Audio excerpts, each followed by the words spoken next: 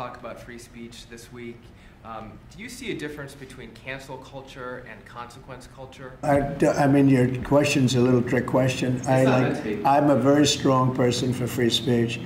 At the same time, when you have networks where I won an election, like in counties, I guess it's 2,600 to 525. That's called landslide. A landslide times two. When you have that level of popularity or voter support, as I did in the last election, and yet 97 and 94%, different numbers. You see different numbers with different stats. But 97, 94, 95, 96% of the people are against me in the sense of the newscasts are against me. The stories are they said 97% bad. So they gave me 97. They'll take a great story and they'll make it bad. See, I think that's really illegal, personally.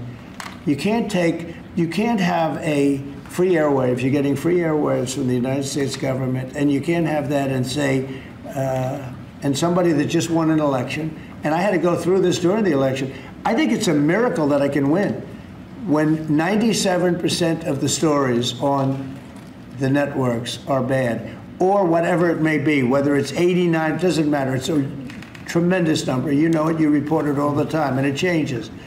But when you have that kind of a negative reporting, fake negative reporting, when they take a great story and they make it into a bad story constantly, that's what they do.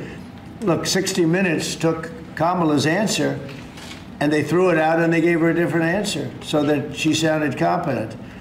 When things like that happen, George Slopadopoulos from your network, right? George Slopadopoulos had to pay $16 million to me because of what he said. And that's ABC. You had to pay more than that. Your network had to pay more than that. So I think it's very sad. But I think that reporting has to be at least accurate to an extent. Again, when somebody is given 97% of the stories are bad about a person, that's no longer free speech, that's no longer anything, that's just cheating. And they cheat.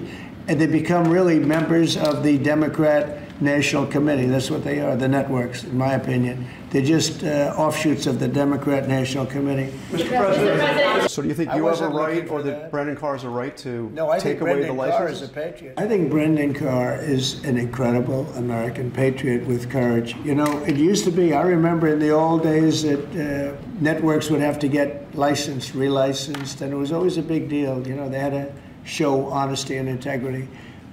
When you have a network, again, I'll use the same numbers, whether it's 90 or 94 and 97, all different numbers. But when you have networks that give somebody 97% bad publicity or 94% bad publicity, I think that's dishonesty.